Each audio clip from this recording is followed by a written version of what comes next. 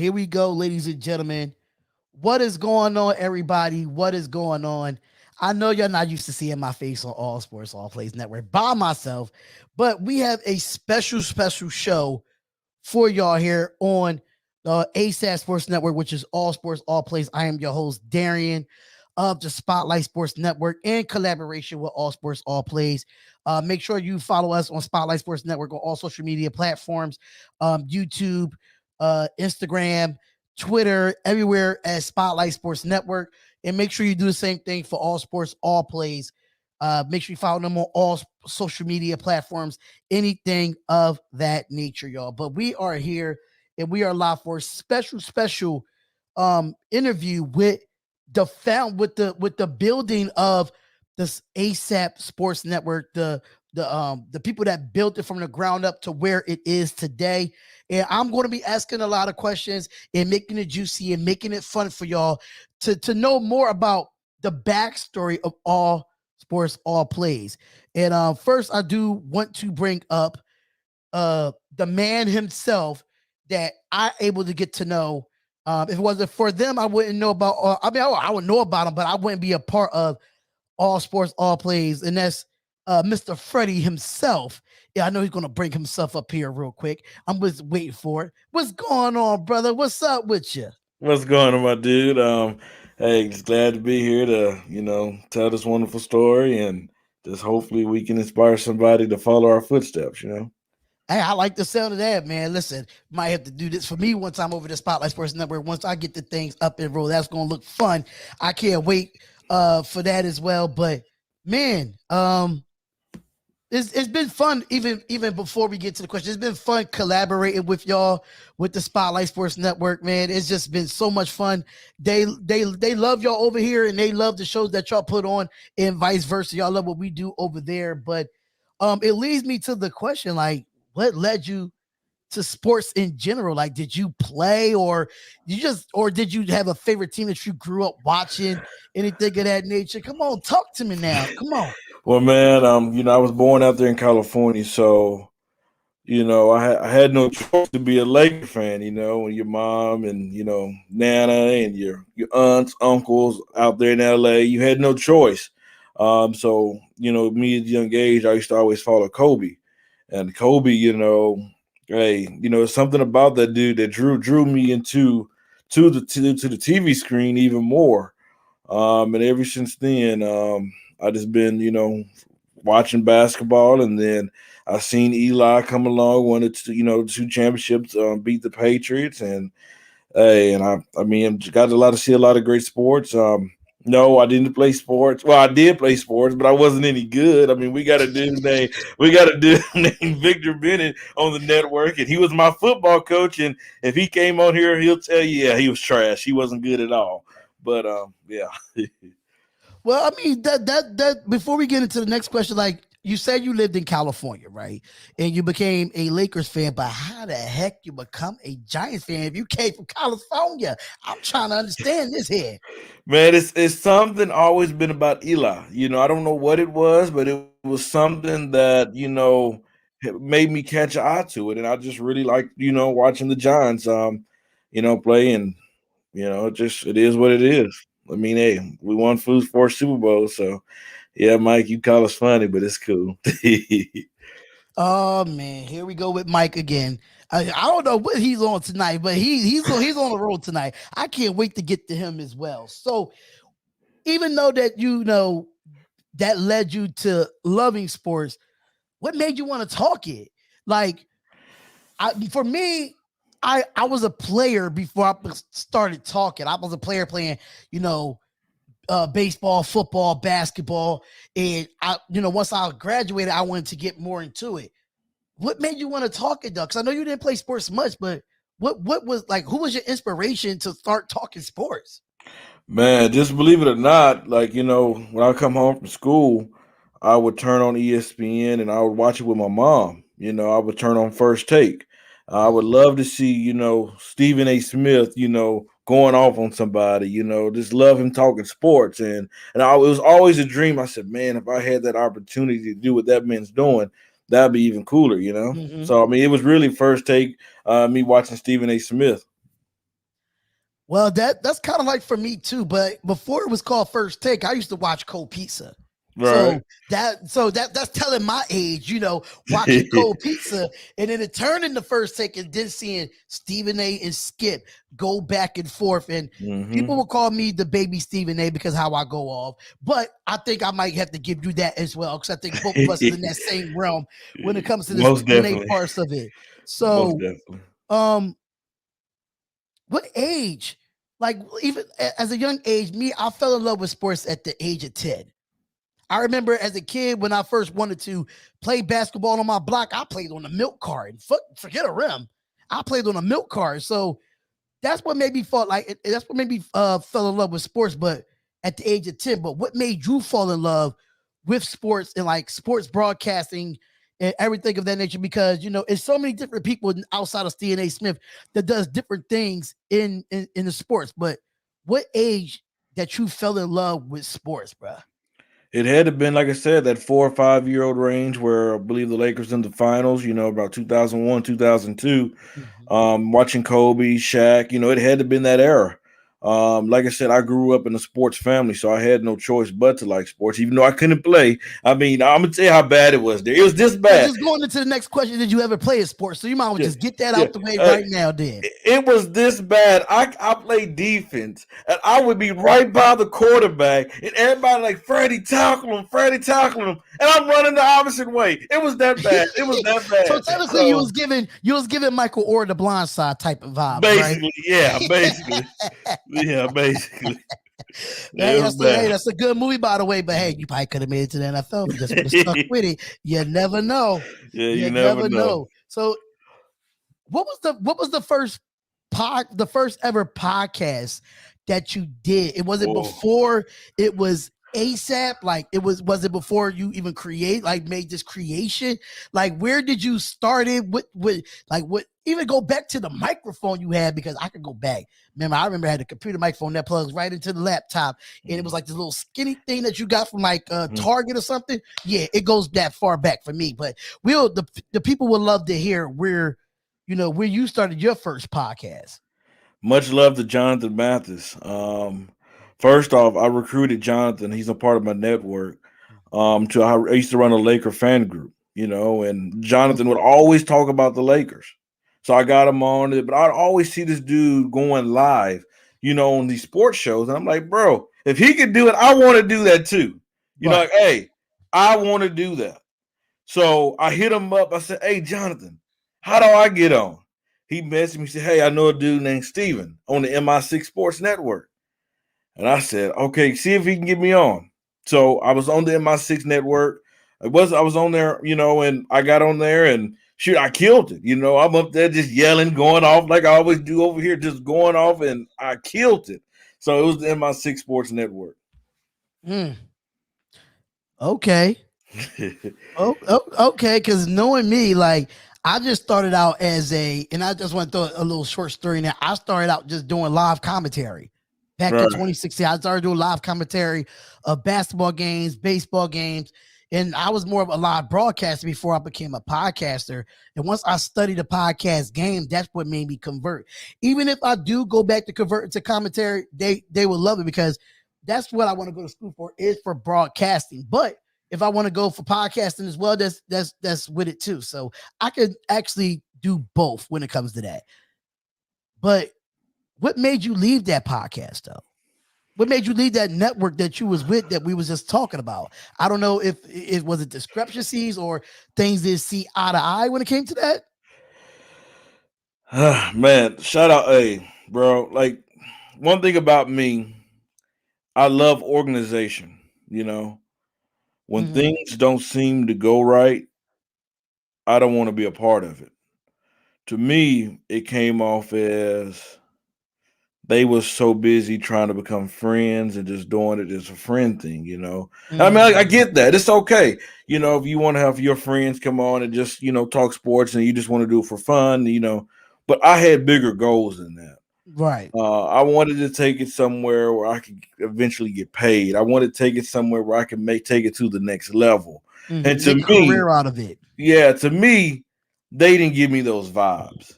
So I just thought it would be best if I, did my own thing, because I know nobody's gonna put in the effort that I'm gonna put into it. You know what I'm saying?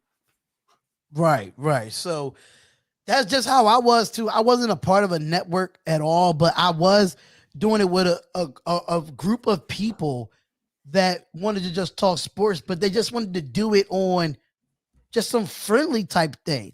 And I know the knowledge that I have in myself, and I know the knowledge that you have, because we've been on shows together many of times.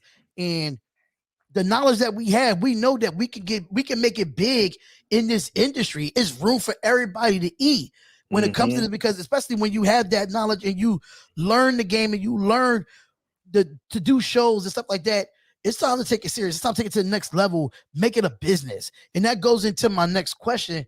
What made you start ASAP?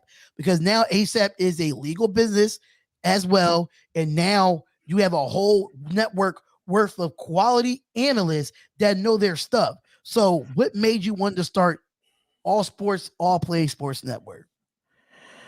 I wanted to create an opportunity for other podcasters, other good people, to have a platform where they can come on, debate sports, talk sports, and help me turn this into a career. Help me turn this Mhm. into to the next big thing, to turn this into the next big ESPN. I wanted to get people to come in and work just as hard as me to help grow, because one man can't do it by himself. It takes a Right. team, and I just wanted to have a team to back me up.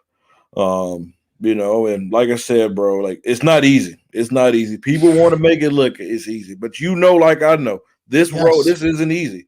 This business have a lot of politics as well Yep. that they don't tell you, that you have to learn how to go through ups and downs. You bump Downs. your head, you learn, make mistakes.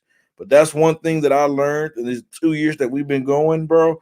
We done went through so much, and like I'm so humbled. I'm so grateful. Mhm. Grateful for my team. I'm grateful for them pushing me as well. So, and it's much love to each and one of them. So how did y'all come up with the name All Sports, All Plays? Because I was like ASAP Sports Network. I was like, hold on, let me find out he's part of the ASAP Rocky crew. Let me find out.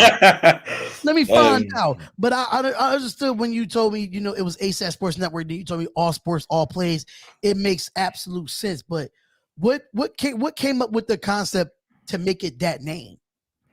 just basically covering all sports. We didn't want to be like First Take. First Take Mhm. covers, they limit themselves to two sports.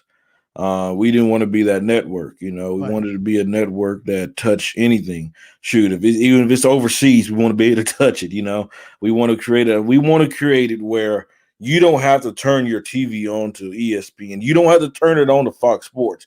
All you have to do is pick up your Facebook, pick up YouTube, Twitter, whatever. Hmm. They type in All Sports All Plays Network, and you can get everything here. That's the reason why we want to do it All Sports All Plays Network, to create the platform, Hmm. create the place where they can come and just tune in, to us, because I believe it, and believe it or not, and you know this for a fact, our morning show, ASAP in the morning, is better than First Take, and you can take that to the bank and cash Talk about it.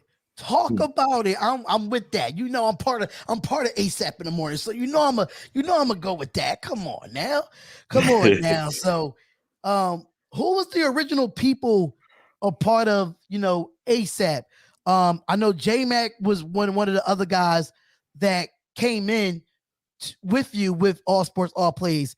So who outside of him, even though I think he's here, right? If I'm not mistaken, I think he's coming on. So he's not able to come on. Okay, so J Mac was he started out with y'all, but who was the original people that built this foundation for ASAP?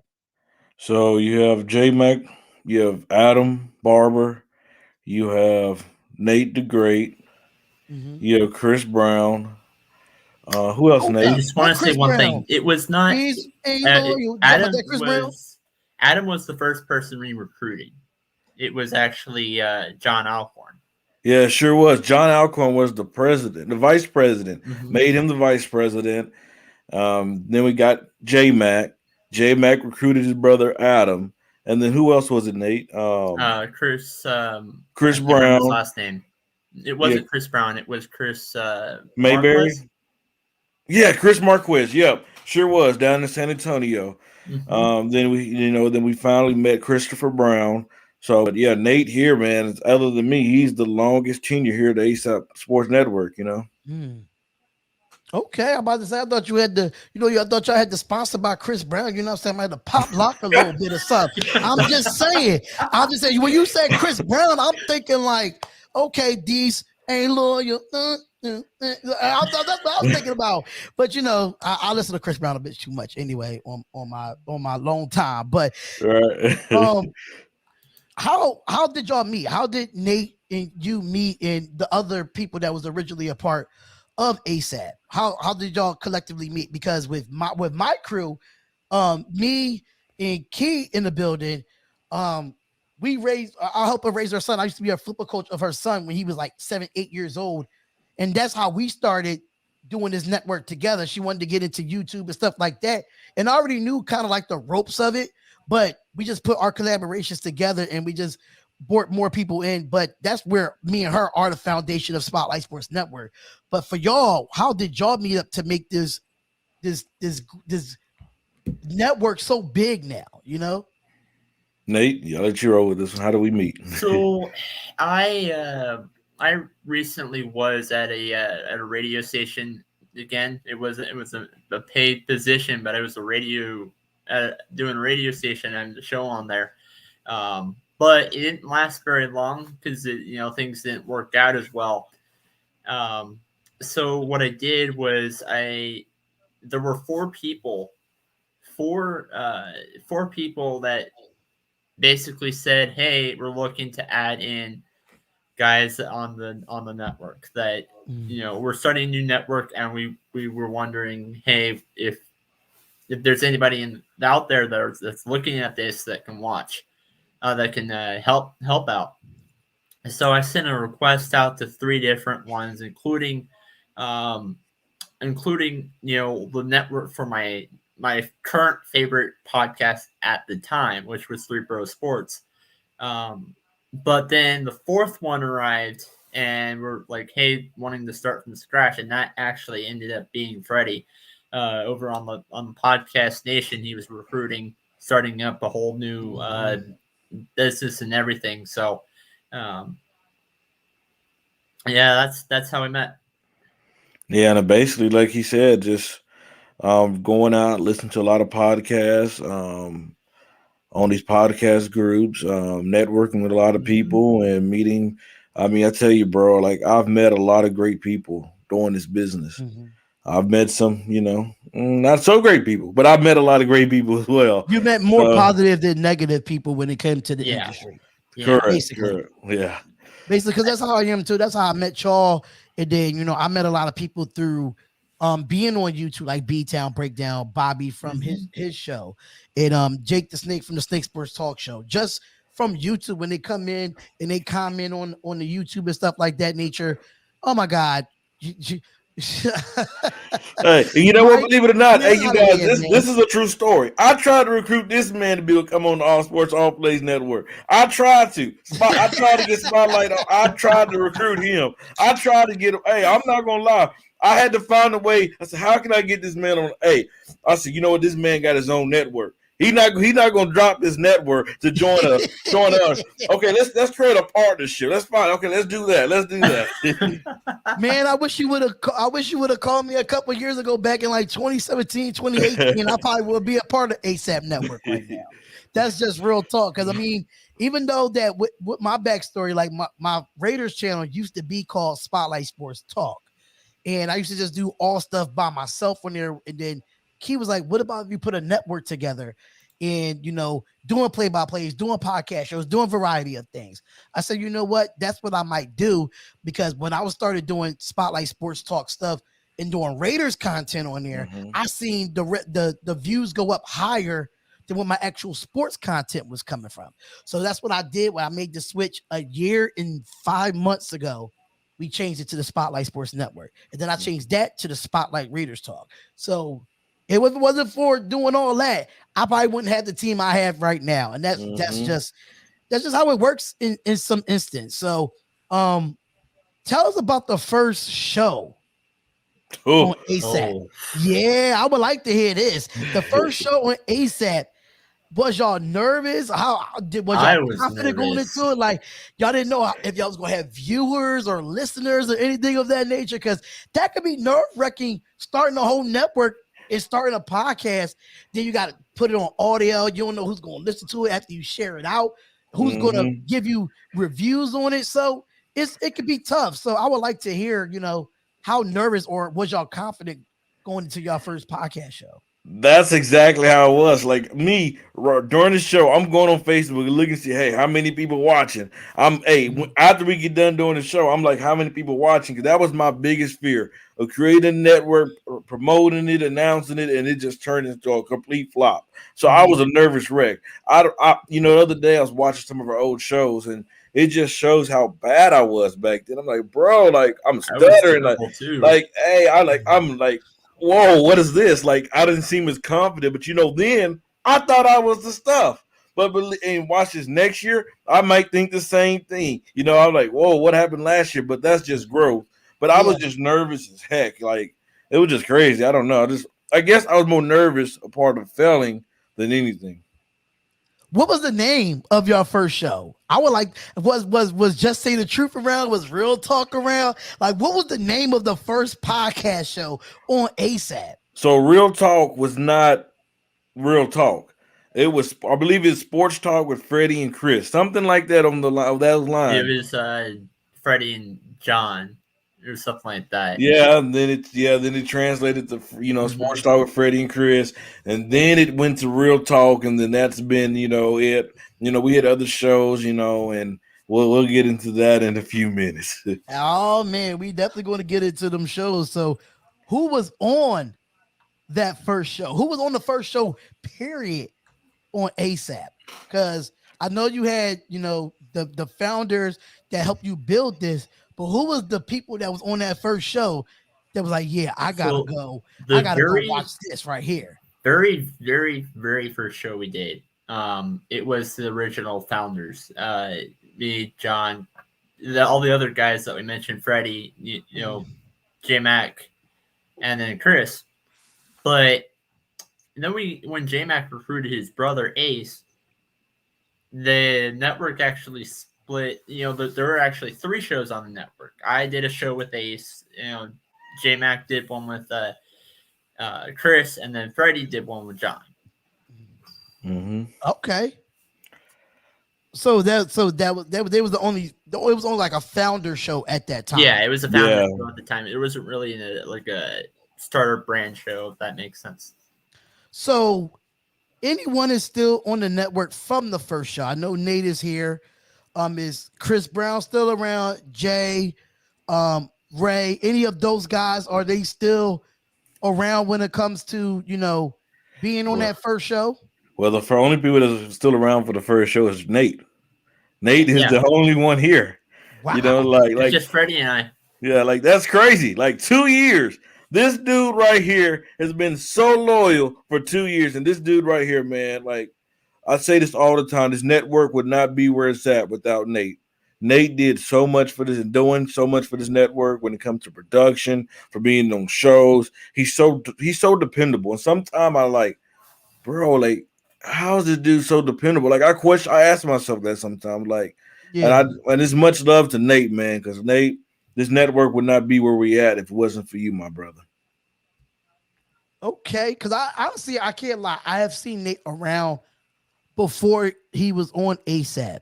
And I seen I think you did a show with my boy Jake the Snake. Yes, it And y'all did. did a Chargers Broncos um uh a preview show on the Yes, Snake Sports Talk Show. That's when Mhm. Jake first came on to the Spotlight Sports Network. So I seen Nate around. It's just that I didn't know him like I know you now being here on there, because Jake told me about you and I was like, all right, I'm gonna check out the show. And y'all actually put on a good show, knowing that the AFC West is in, all of us is in the same division. So that's how I know more about you, Nate. So how did the transition become the main group when it comes to this? I know you have so many smart people on this network that I see in the morning on the ASAP in the morning show. I see on Just Say the Truth, Real Talk, even the wrestling shows that I see. You have so many different varieties of people. How did you transition from becoming a main group? Like, what was it that made it like the top thing that y'all needed to do for ASAP? Well, first off, let's back it up a little bit, okay? Let's I'm gonna introduce you to a few of the other guys on there. And we'll tell the story, okay? Yeah, I I'm would gonna love to hear this, man. I'm gonna bring Ray on. I'll even bring on Jonathan because Jonathan was here. What's up, you guys? What's up? What's up? Going on, fellas? What's up? What's going on, y'all? How y'all doing tonight? We're doing good. I'm doing fantastic. We'll even get Mike in here. Just let Mike. Mike. I don't know what Mike knows. I don't know what Mike knows, but I'm gonna let Mike. If he wanted to chip in, he can. I definitely wish Jay was here because because Jay, bro, if it wasn't for Jay, this network would be no more. Mm. Like it was that serious. Man, it was the point where I was ready to drop it. I was ready to let it go. ASAP wasn't gonna be no more. You know, sometimes Spotlight, when you're a part of leadership, man, you learn a few things, throughout, that time. Yeah. And I've learned some really big lessons, even how I approach, every day here to the day. Even though I'm the president, and let's say Ray's HR, he's doing this, it was a time where I wouldn't go check up on Ray or say, Ray, where are you at on this? I know last year I would have just let Ray do his thing and I don't know anything. Right. Or if I gave Jonathan something to do, I wouldn't have checked on that. But that was my fault. So not with these guys, but with the original group, J Mac, Adam, um, and those crew, and at first I made some big mistakes. Adam was the vice president. Adam, what was Adam's position? Nate, I forgot. Oh, Ace did a lot. Was he the HR? J-Mac was the HR, and he was also the vice president. Yeah, Mm. yeah. So okay, I'm gonna just tell the story. So one week during about end of March, okay, I had to take a week off because some personal stuff came up in life. I had to take a week off from on air. So I came back, and like I said, we came back, and then I got a text from J Mac, saying that he's stepping away from the network. He want to do something else. And I was like, okay, cool. I have no problem with that, because nobody's entitled to stay anywhere. You Right. know what I'm saying? And then, and then Adam, I messaged Adam because they were brothers. I'm like, hey, if my brother's a part of something, and one of the brothers leave, I'm like, You hey, think they going to leave right after too, following the exactly, footsteps? exactly. And then mind you, there's other family members that they got joined the network. That's on a lot of the shows. There's about 7 other family members. That's like it's a tight knit group. Okay. And so I'm messaging Adam, like, yo, hey, bro, I'm trying to see, are you leaving too? And then he responded, yeah, I'm thinking about it, but yeah, I am. I said, okay. Well, I said, who's leaving with you? Bro, they didn't give me an answer. Like, they didn't come and say, hey, he's leaving, he's leaving. No, it wasn't none of that. I don't know. And to me, that's a bunch of BS. Mm. Because, there's no way I make a move and my brother Jonathan don't know about it. My brother Mike don't know about it. My brother Ray don't know about it. My brother Nate don't know about it. There's no way. Right. There's no way that I can stay in the same town as somebody if they don't know what the next move I'm gonna make. That don't just happen. So I'm already, behind the scenes working that stuff. So I'm messaging everybody. I'm messaging Brandon. I'm messaging everybody. That's a part of it. Will messaging everybody. Like, hey, are you leaving? Each one of them said, yeah. So we got a bunch of hoes, bro. A bunch of hoes, bunch of shows that I'm not those kind of hoes. Mike. Only Mike. Dog, did you say holes? Holes. Holes, like Holes. hell. You gotta Yeah. enunciate that. We got a whole bunch Hey, of Ray hoes. thought it too. We got a bunch of hoes. I said, no. We got a bunch of hoes that's missing spots on shows now. And so I called Jay. I said, bro, I'm done. Like, I'm mad. I'm pissed off. I'm yelling. I'm mad. I'm done. That's when you know he's What? mad. He's yelling. I said, we're done. The network's done. And the first thing Jay said, he said, we ain't no quitter. We ain't got no quit in us. I said, let him go. He said, we'll build it right back up. And so that's when we know Ray was already part of the network. Got Ray come in, got Yoel to come in. Nate was already here. We elevated Chris Brown to vice president of the network. Ray was already in HR. Yoel, social media. Nate, production manager. And then it's funny how this happened. My brother Jonathan right here, and a lot of people don't know this. He was the first person I reached out to become the vice president of this network. I wanted Jonathan to start this network with me. Jonathan was still at MI6. He was still committed to them at the time. He told me, he said, no, Freddie, I'm, a part of here. I don't mind making guest appearances. I was cool. But he called me sometime around that time, and he was telling me things of how he was feeling. Then basically asked, could he come join ASAP? All right, Jonathan, cool. So he's coming on doing some shows for about 2 weeks, and then we bring him on. Now he's a part of the admin team. So now it's me. It's Fred. I'm about to say my name twice. It's me, Jay, Ray, Yoel, Jonathan. Hey, this dude right here at the bottom left of the right corner, Mike.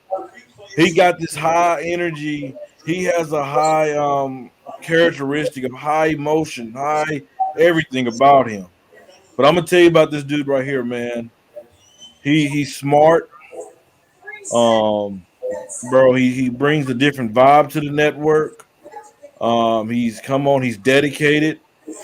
Mike, how Hey, old are you? really quick. Best writer on the entire network. I'll say that. Jonathan is the best writer. Y'all don't even. You got to check out this man's column. Mm-hmm. Mike, how old are you? I'm 21, dog. I mean, What? Hello? 21. Yeah. For a 21-year-old, as much time as he put on this podcast, it amazes me, bro. Like, this dude is in the city of Chicago. City of Chicago. He turns down things on Friday nights to be on the show. He turns down anything to be on the show. This dude is dedicated. And man, I appreciate you for what you bring to the network, because you are a big, bro. When I say this, you are a big part of this network. You really are. ASAP would not be where it is today without you, Mike.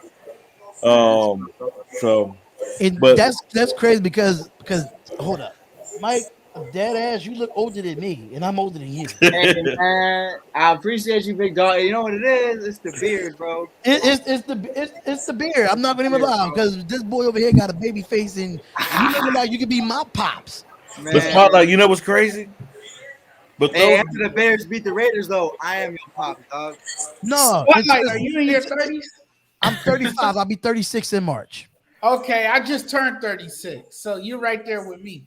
But you know what I'm saying? Still You 19. wouldn't have known with the baby face. I'll be 35. Come on now, like you wouldn't know. Yeah, same with me. Same with me. They say I Man, have- y'all all young. Still Y'all 19. all young. but you know what Spotlight's so even much crazier about it though, bro? Like, I don't even know why those guys left. Like, that's the thing. I don't know why those guys left. It don't matter. It don't matter. You know why? Because then I was pissed off. But today, right now, if we was talking, I would say thank you for leaving. Facts. Thank you for stepping away. Because you know what? Sometimes people that's in your life can be holding you back for greatness. And they could have been holding us back from greatness. Because, certain things that I wanted to do, like, they're part, like, they created their own network now. Okay. Mm-hmm. And so they're partnered with MI6 Sports Network, the network me and Jonathan came from. But you know what? I talked about that at first. I wanted them I wanted ASAP to be tied down with MI6. But you know what? They turned it down. There's certain things that I brought up, they turned down. But I just think it's funny how when they left, they went right to that. And a lot of people then left, and because I made decisions, but people got to realize throughout that network, I wasn't the only one making those decisions. You have a team behind you. When we go by votes and stuff. People don't realize that. Even though I'm the president, I'm the CEO. Yes, I'm the head. But guess what? If my table don't agree on it, we talk it out. We Y'all ain't figure out how to doing do it. Exactly. Facts. Or if they wanted to go a certain way, we do it. If they want somebody removed, we do it. We work as a group, not just one man. And that's Right. what people got to realize. Right. And that's what makes the teamwork make the dream work. And that's what it is about running a sports network. People think that because even though I own my own network, Freddie has this own network. If it's not because of y'all and because of my guys, the networks wouldn't be where they're at. Right. Exactly. It's all about that foundation from the ground up and those people that you can trust. Even though those guys that left, and people left my network as well, even though that you thought that you could trust them, but you see you're better off without them. And you know what? Best endeavors to you, but I'm still going to rock out here at the end of the day. Exactly. But you know what? I'll tell you this. It was so much things going on, Spotlight. So much. Like I was so dumb, young and dumb, bro. We were young and dumb. Me, the first time being I was, and I admit this. I made mistakes. We signed up for LLC last year. Just a little inexperience. That's all.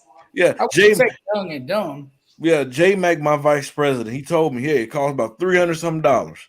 So we collected money. We got it. All right, J Mac, you take care of that. You handle the business side. I handle the podcast. That's how it was. Little to be known.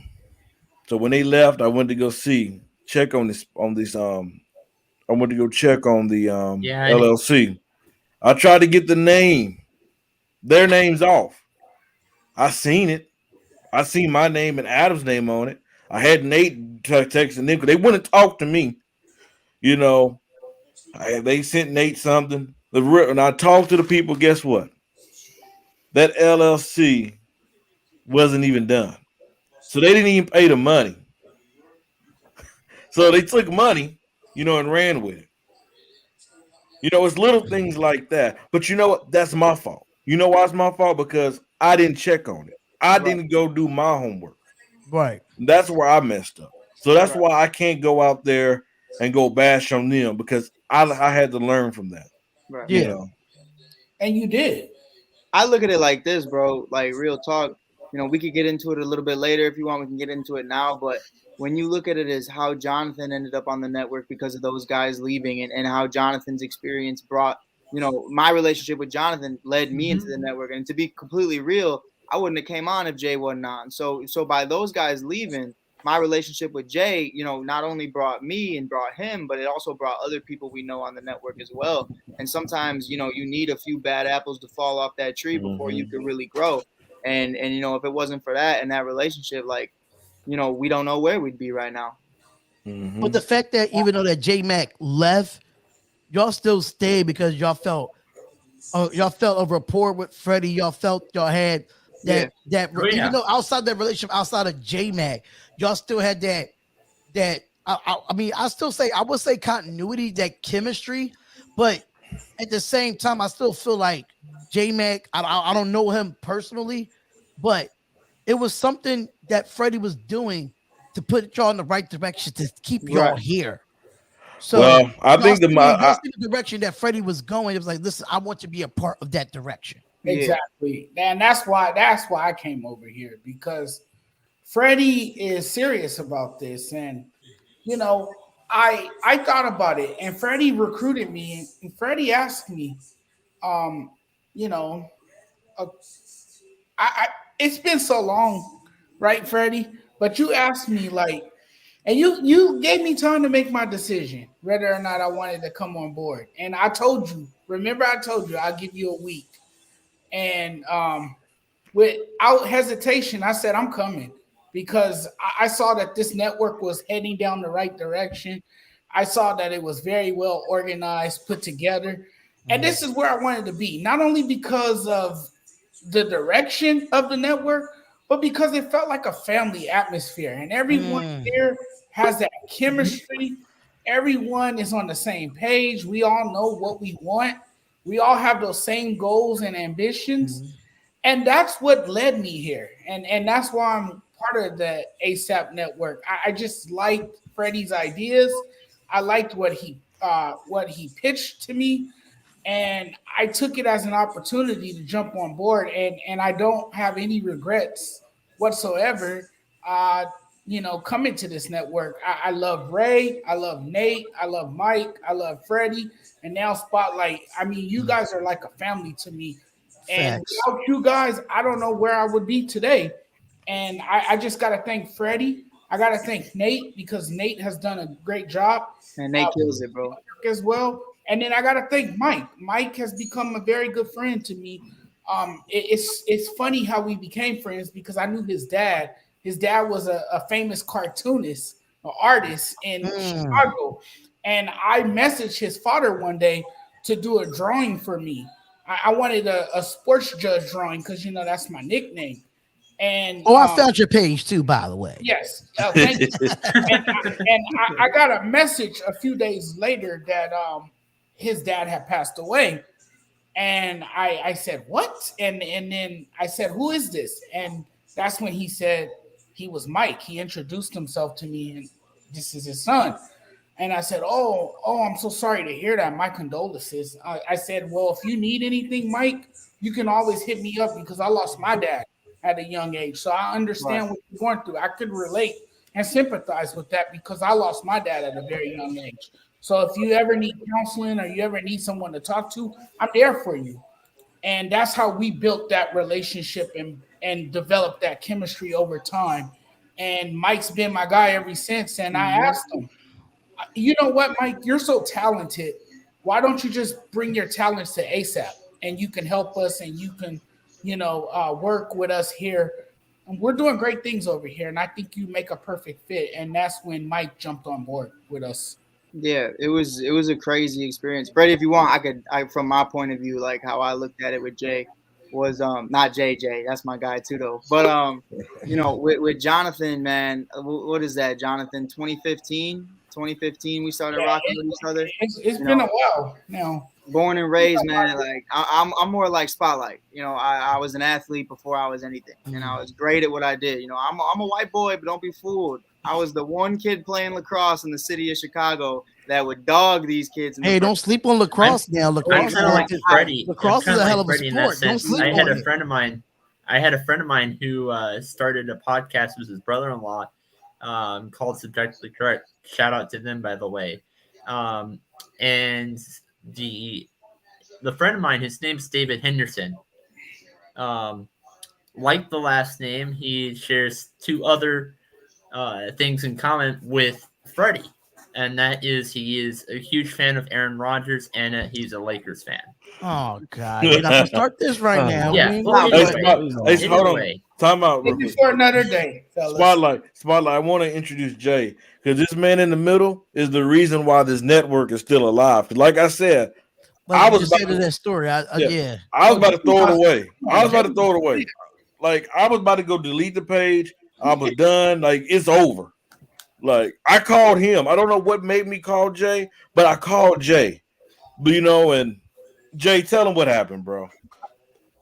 I almost didn't pick up, honestly, because it was the first time he had ever called me. So I was like, "What the hell? What you calling me?" It was right in the middle of the day too. I'm like, "What the hell are you calling me for?" So I almost didn't pick up, to be truthful. Right. So I pick up. He like, "We're done." And actually, before I even get going, Nate, continue what you were saying because I was listening. So, another thing about the guy is that he was a former player who played for BYU, right? And he listening to his show kind of got me into starting my own show, but the one difference is I wanted to do it for free. So going along, exactly like Freddie said, I've made mistakes in my past with, especially with how I produce the show and stuff like that. I started off with voice recorder, out of all things, and that's not even a. Hey, it gets the job done. Yes, it does get the job done, but that's not even a podcast platform. It's more of, hey, you can send your audios through here. Mm. Yeah. Wow. But Yeah, but no, me. but I'm learning as me being a owner of the network as well. It's just like, even though that we all run it in some type of way. We all have our own Right. certain things. It's just that even though that I'm learning from y'all learning from me. You know what I'm saying? So Right. it's certain things that I sit here and listen to, and it just make me resonate to what I did when I started my network. Mind you, it goes like I was telling Freddie earlier before all y'all got on here. Key in the Building was one of my first people that I coached her son, and my nephew and her son. We use Blog Talk Radio. If anybody knows podcasting, Blog Talk Radio was one of the first ones to do any type of podcasting. I did that with two 8-year-old nephew and a person I coach with. And it just now seeing them as 14-year-olds is like shit. What, excuse my language, but just the way this network grew Right. through them, and then I was able to put people around it. It's just the story just seemed like it just resonates so much with the Spotlight Sports Network. Bro, it's so crazy too. And before Jago, like back to like what we were talking about though, like for me, you know, it was like going through that with my pops. That you all know how it is. Like there's always, especially with for Freddie too, with his moms. It be that one person who changes the whole life for you. And my pops was the biggest Cubs fan in the world. Rest in peace, my boy. I'm living it up right now, doing my thing. But he passed away in 2015, and from that moment on, I was already deep into sports: baseball, lacrosse, football, basketball. I'm 5'8", but yeah, I played basketball. I was hooping like that. Be like Mike. But you know, it's definitely something that, you know, him not being able to see that 2016 World Series hurt me.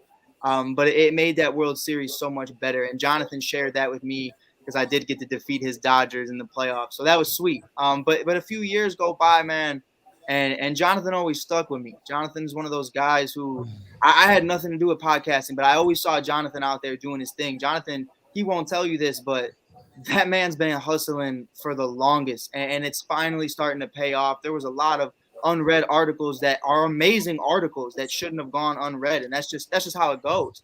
You know, I'm going through high school at the time. I'm playing ball. I'm doing my thing. I'm losing friends to gang violence. I'm losing friends in the streets. You know, we all talked about it already. My girlfriend passed away the day before graduation. I was going through it, and Jonathan stuck with me that entire time, and all that trauma, all that BS that was just going on throughout the city. Jonathan was with me throughout all that. And even though I didn't come to him all the time, talking to him about, you know, why things happen a certain way or knowing, like asking him for advice, I knew Jay was always there. So me, 2020 comes around, I'm like, man, I always know. You know, at a very young age, Spotlight, I think you can agree with this. You know, at a very young age, if you're going to be a better coach or a player long term. And I always felt like I was a better coach. I understood the game in ways that I didn't. So when COVID happened, 2020, I started my podcast, Mike on the Mic. I started it. Jonathan gave me a couple months to see if I'd stick with it. People were paying attention. You know, I ended up getting over 2 million views in a span of 1 year. Like, shit's crazy. I'm interviewing people from all over the world, all athletes from all over. And Jay hit me up, and he just started talking to me. He's like, you know, I'm with this guy, Freddie. I think you'd really like him. This ASAP Sports Network. I was like, man, that's toast, bro. Like, I don't trust people like that. So I was like, but you know what? Jonathan's there, and if Jonathan's there, this has to be good people because Jonathan only surrounds himself with good people. So I go on there, and Freddie can attest to this, bro. Freddie was trying to get me onto a show for like 2 months, but I'm trying to feel these dudes out. I'm watching every show ASAP posts. I'm like, do I rock with y'all? Do I not? I'm feeling it out. I'm like, I don't know, bro. I'm nervous. I come on. The first show I ever did, I knew it was going. And this isn't just a group of guys who are bored. This is a group of guys who want to make it big. You know, there's a lot of people who want to make it big, but not a lot of people who want to put in that work. Yeah. And every single one of these people, and Ray is one of them, the quiet man on top. Ray's one of the most hardworking guys on this network as well. You know, he may not go out there and voice that, but I will speak on that. Ray is out there. Ray does things behind the scene that nobody even knows about. Yeah. You know, Nate does it as well. Nate's a killer, bro. I don't care what nobody says. Nate is a slasher on this team. He'll come down there and he'll shut you out. If you talking crap, he'll shut you out. He'll take you out the whole video. He'll do everything. He can mess with production in ways nobody could touch. But yeah, and I met Jay, I met Spotlight, I met Freddie, I met all these cats. And long story short, though, it's a room full of killers, and that's what's different. There is no real weak link of the ASAP network, and that was a huge reason of, you know, I still do Mike on the mic. I still do my podcast. I still talk to big guys on the Cubs and big guys on the Bears. But I'm so dedicated to this team because I know at the end of the day, like Freddie said earlier, this is better than ESPN's First Take, bro. Like that show, respectfully, hey, that show's ass. This show's fire. ASAP in the morning. I left my Spotlight. I left my college class. Sure did. To go hop on that because I was listening to it. I was like, I gotta go. I saw that show. Bro. Yeah, ASAP in the morning. Once I found out he was doing a morning show, I was like, listen, I'm down. Mind you, I do my network full time. I left my job 2 years ago. It's a struggle, but it's a struggle. But I still invested so much into it that I made it something full time. And he said, ASAP in the morning. I'm like, all right, cool, no problem. I'm already up in the morning, and I had my own sports show in the morning by myself, but it wasn't like ASAP in the morning with a bunch of guys just that know their knowledge of no matter what sport it is, no matter what topic it is. So like, you know what? Add me in, add Coach Dante in. And Coach Dante was one of my most recent recruits. He haven't even been here a year yet. He put more in than people I'm about to get the pink slip to. But I'm just throwing that out there. But hey, Spotlight, I gotta ask you a question because you know this is the president, owner, CEO, whatever you want to call us. What's up? What is that feeling when you about to give somebody the boot? This is the live information, bro. I just want to. Hey, how's your feeling? Man. Give me the boot, man. Like what Freddie said, like, you know, you have a team of people behind the scenes that you talk to about the business. One thing about me in my network, I make sure everybody's involved. Why is this person needs to leave the network? Why we need to give them the pink slip? I ask for their own personal opinions from each person, and that makes my decision on why this person should not be here. I just don't boot people to boot people. I want to get my people that I recruited here their opinions of that person.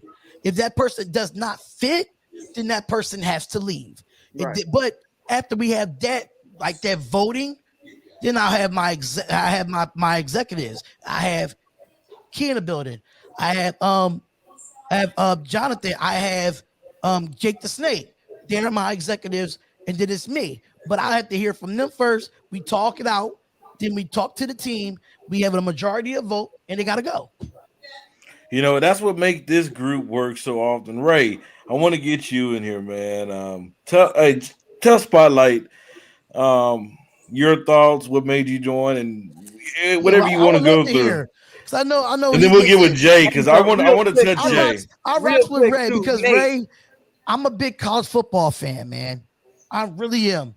And I love what you do over there on college football breakdown on Saturdays, man. You break all the games down. It's much love. Even though I would love to get on Saturday mornings, I wish I was able to do it this Saturday. But my cousin was moving to North Carolina, so I had to help her move. But I still had them AirPods in. I was still listening, bro.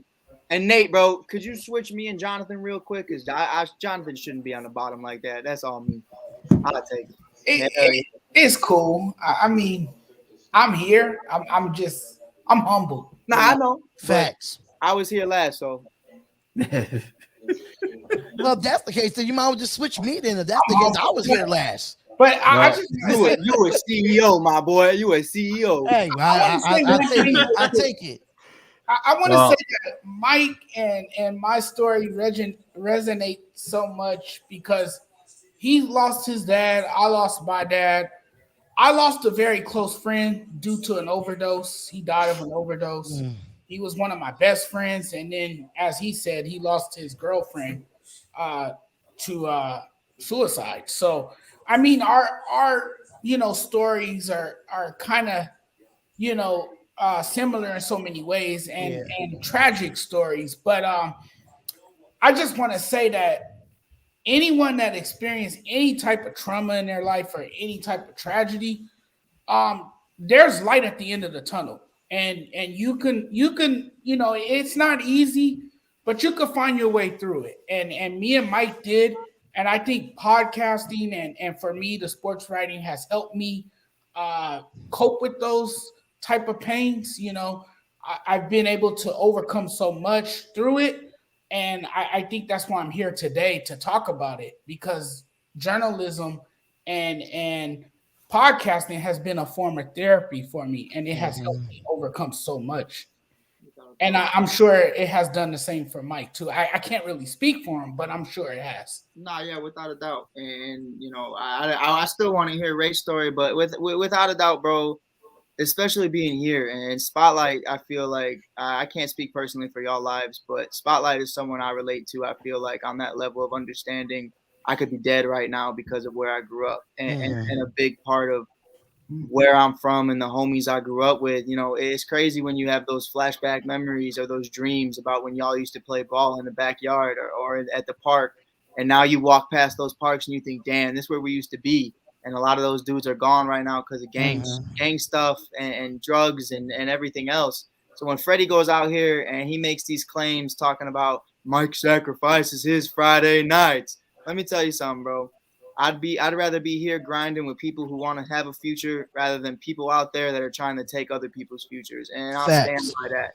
And I'll believe that till the day I die. People in this city, they're crying for help, but a big part of it is just being that outlet and being that light, being that rose through the thorn and goes through the cracks that makes it through. We're not all Derrick Rose, but you can find your thing. And Ray, I want to hear that story, my boy. You've been out there smiling. I see you crying backstage. I want Ray to talk.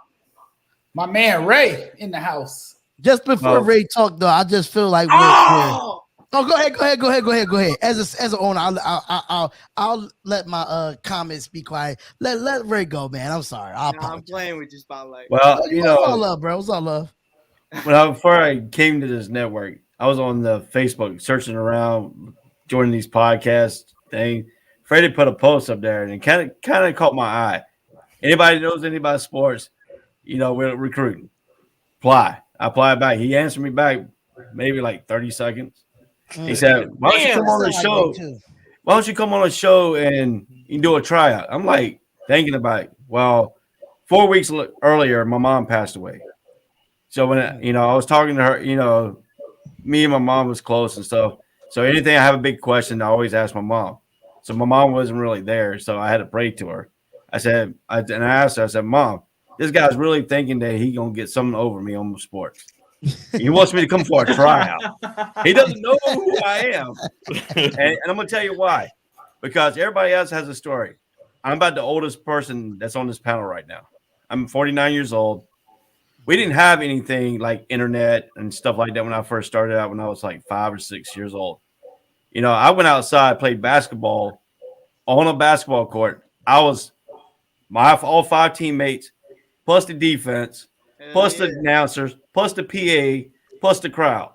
That's how I got started into sports. Hold up, Ray. You said that as 5 or 6 years old, was you on the milk carton or was you on the regular rim? I was on the peach Philly, basket. we grew up playing as a kid. I played with a milk cart cut at the bottom. I'm just saying. I played in the peach basket. Oh, okay. Enough said. Ray built different. That's definitely built different. That's way before the milk cut. Listen. I built. My dad had an old peach basket. That cat. And he cut it out. He says, "You want a basketball goal? We're gonna put one up for you." I went outside and was a wooden basket sitting up there. He says, "This is what the original basketball goal was made out of." So we sat there and played in the peach basket, played 1-on-1. And my dad was pretty good at basketball. And so, But he passed away when I was 18 years old. But like I said, I got into sports when I was 5 and 6. And my sister can contest to this. She found all my notebook, all 25 notebooks. When I was in school, I always kept a stat of every single person I liked, like all the way from, Walter Davis, all the way down to Bob McAdoo, all the way down to Michael Jordan, James Worthy, Sam Perkins. I had a book all the way down to Hey, Lebo, Ray Jeff had Lebo. Michael Jordan written 5 different times on 5 different books. And matter of fact, Mike, his name was spelled just like yours when we first came on the scene. Yes, sir. That's what people don't realize, that he wasn't named Michael Jordan. His name was Mike Jordan, Mike like Jeffrey Mike. Jordan. Yes, sir. Mhm. So and like Freddie said, my mom passed away, and so I went on Real Talk. These guys are like trying to put me through drills and stuff like that. Then Freddie gets on me, and I get back on him. And the next thing you know, I picked up. They was like telling me, "Oh, Freddie, we're going to tell you about this, and he's going to mention the Lakers, and he's going to mention Green Bay, he's going to mention Aaron Rodgers, he's going to have the Giants." I'm like, "Oh, he's one of those type of guys." Switch teams and stuff. But me and Freddie got, But so, me and Freddie, and then this one all J Mac and all them on there. And I kind of put two to two together because I'm a person who knows how to seek people and know the personalities of different people. I can pick up on thrives. And when he said about J Mac and them, I didn't know they left the network. All I know is Freddie was putting up, who wants to be the HR? Who wants to do this? Who wants to do that? I'm like, what happened to the other people? Nobody tells us anything. I mean, they just vanished. So, but, I was talking to my mom. My mom was like, praying to her, and she was answering me back. And she's like, man, these guys really trying to drill you, huh? And, I kind of felt, I felt in place. I felt that's where I needed to be. Because I was going to go out and venture out on my own little podcast type deal. I did a speaker.com radio show type deal for my first podcast. And it was no video, no nothing. It was just a straight out, like a radio style thing. So, I did it for a while, then had to quit a little bit. And then, I really want to get into sports. So, I was in the Navy. It took me a while. I built websites and stuff like that. So, but Freddie really hit me. It really hit me as with a family with Jay, Freddie, Chris. I felt like I was at home on that first show at Real Talk when I was first on there. But I didn't understand why Freddie moved me out of Real Talk on the different shows. I mean, like I say, I know I was on Real Talk, then I'm on Sports Corner, then I'm on this show, then I'm over here. I'm like, really? We playing ping pong here? But I mean, we all have fun. I mean, Jonathan came on, and me and Jonathan clicked real. We were on Just Say the Truth a couple of times when Freddie wasn't able there. We did a show together. Mike just fantastic. He just comes on. He's just like, he's outspoken. He's an outspoken person. And I think me and his personality will clash good because we felt like we just talk about everything. I feel like me, Mike, Jonathan, Jay, Nate, we're all like family. It's like we've known each other for years. And as we built this thing, and as we got closer and stuff like that, and as we bounced everything off, I think each person took this place to another light. Because I brought the website in. I say this, I can tell you right now, the website that we have up right now will cost them $54,000 to build. And Ray, I'm kind of like with Freddie, because he still tried to get Hell me with yeah, the that was Green the Bay realest thing Packers. said. With the Green Bay, with the Green Bay Packers and this Lakers stuff, he gave me the same tryout as you. Yeah. He damn sure did. And I know Freddie, that's why he laughed, because he did the same thing to me when I first came on the show. He tried to test me out. Listen, and I y'all. went right toe to toe with that man. And I listen, we Without still a here, doubt. brother. We still here. Without a doubt. I think personally, I agreed with everything Ray just said, bro. I think of it like this. My first show after Freddie, first of all, the first effing question was LeBron James or Michael Jordan. This was way before that Freddie left the LeBron bandwagon and LeBron the GOAT conversation. This was when Freddie was die hard, Lakers 2020, like we're getting it now for Kobe, all this other crap. And he asked me that question, and Ray gave it to me, Jay gave it to me, Freddie gave it to me. And I'm not going to lie, it's the one time I'll swear on this whole thing. I left that show, and it's in a positive way. Spotlight knows, city of Chicago, city of Philadelphia, it's how it rocks. I left that show going, I hate these assholes. And that was when I knew. I said, we got a good one. Because if you leave a show still thinking about that show, you know you got something. And I said, Facts. man, that man pissed me off. I'm never coming on this shit again. And I slept on it and I woke up and I said, that shit was fire, dog. And I was like, we're going to build something on this. But it's definitely, man, that little tryout, man, pissed me off, bro.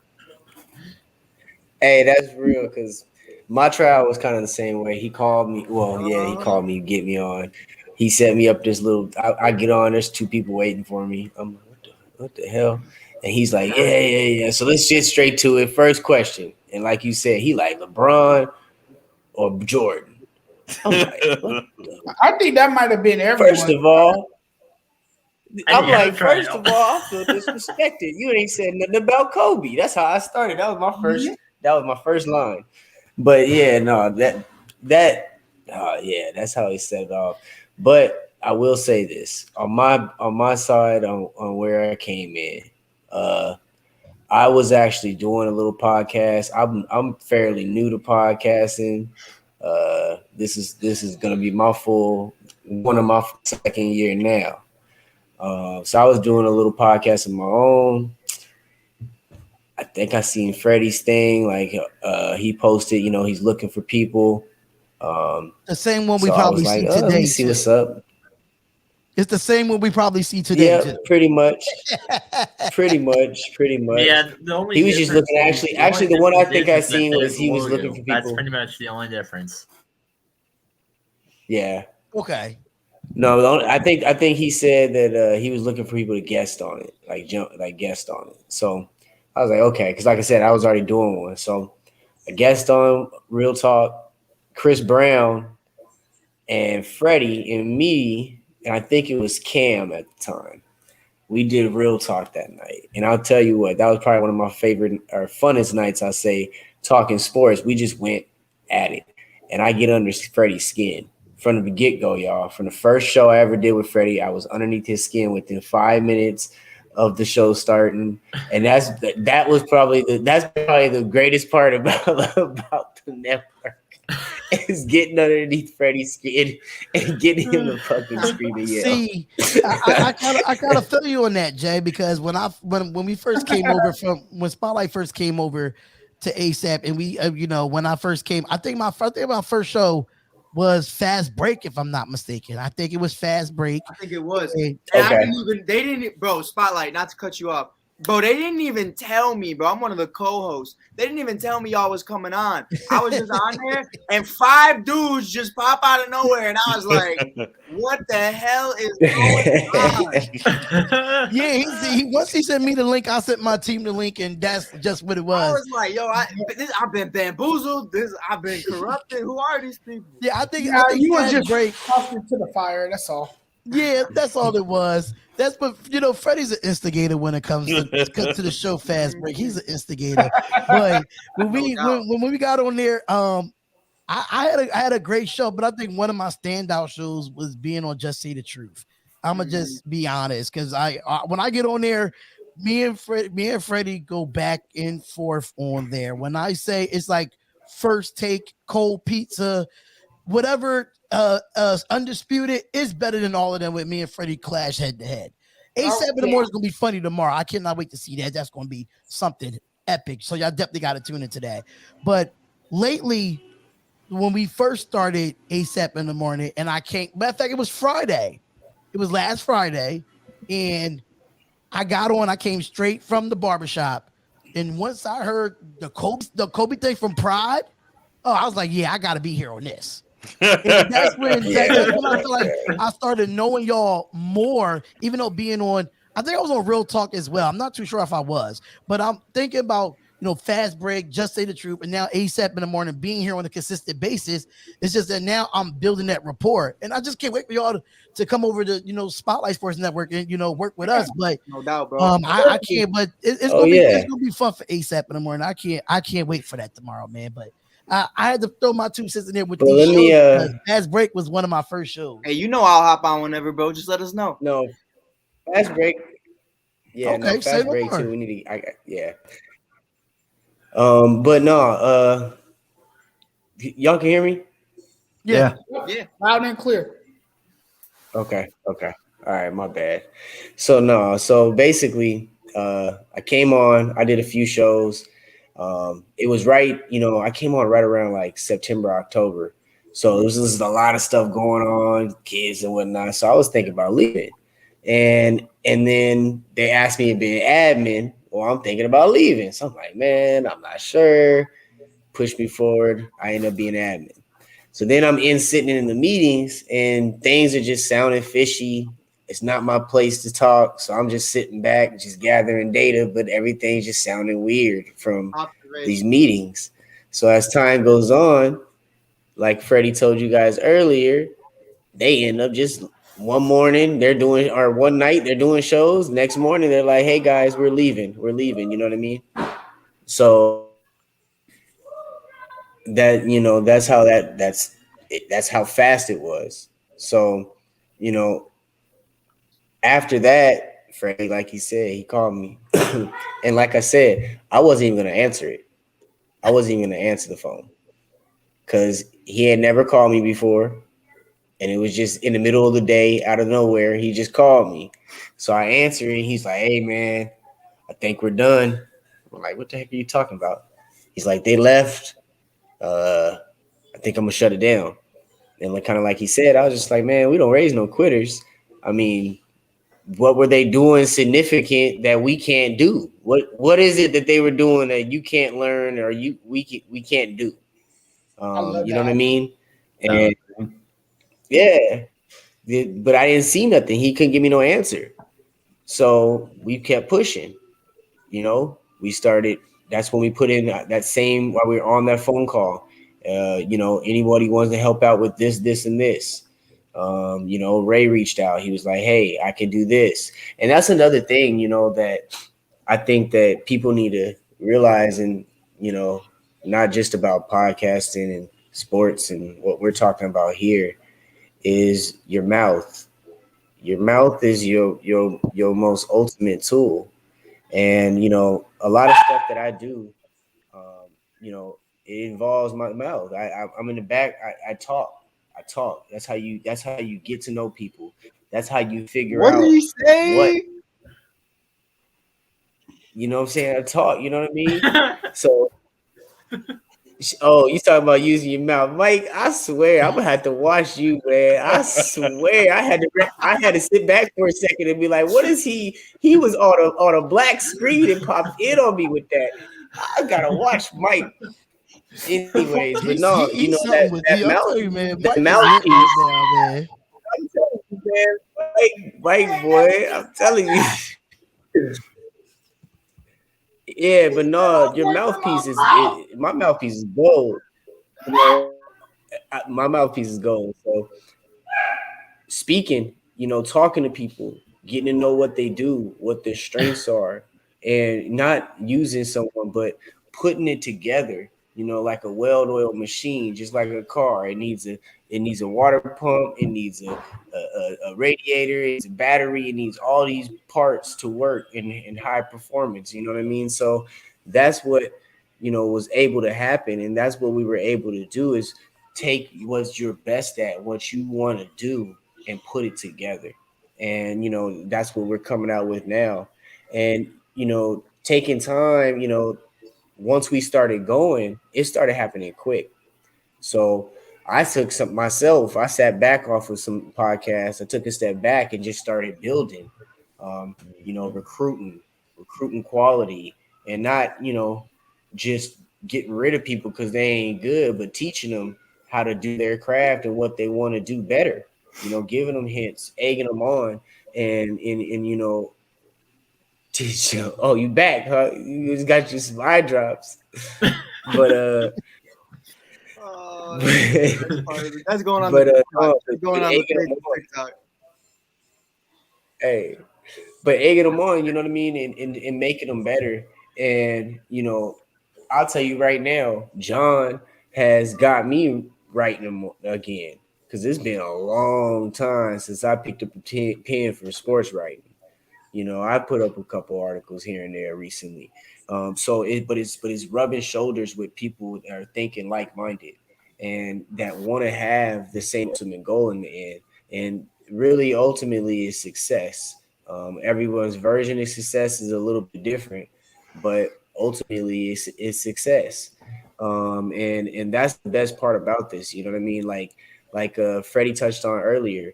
Nate's so dependable. He's always there. He loves the production side of things, and that's like an easy thing to have him on your side because this is something he loves to do and wants to do. So he's going to be great at it, and that's what we're able to do as a family now. And now the dopest part is we're all around.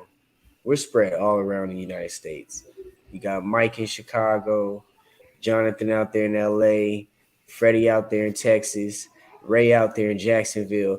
This boy Nate, he done been in 4 different states and five different times. Yeah, in 5 different time zones in the last year. He didn't live in 6 different, you know what I'm saying? But we're everywhere. And you're getting a piece of everything, you know what I mean? Yeah. And So and I the vibe. I started in Texas, but then I let everybody know in the main chat every time I reached across to a different state because I was moving from Texas up here to Where Washington. you at? Washington now, right? Yeah. Yeah. So, but and that's the cool part about it, Spotlight. And the one thing that me and Freddie had to talk about because Freddie was a little pissed off when everybody left and the way it happened. So for a while, Freddie was in competition. I had to get that out. I had to be like, listen, we ain't in competition with nobody. Right. That's not what we hear. I ain't trying to compete with no one especially no one on the same level as us. Our only competition is gonna be the people that we trying to get to, ESPN maybe a Fox Sports, and we ain't even there yet. So we ain't got no competition. Don't worry about nothing that happened, man. People left, they want to do their own thing, they do their own thing. Now we in the driver's seat of the car again, and where are we taking it? You know what I mean? Because I don't want to just be stuck in the mud, just spinning the tires. So we just started moving, guys. But hold on, Jay, let me stop you on that.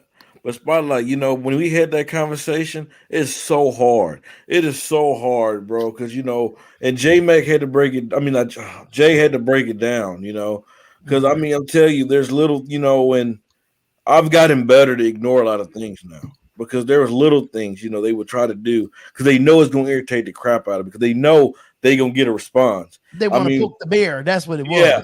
I mean, we had it where J Mac somehow he was making posts on our pages, even though he was removed as admin. He was removed as admin on the page.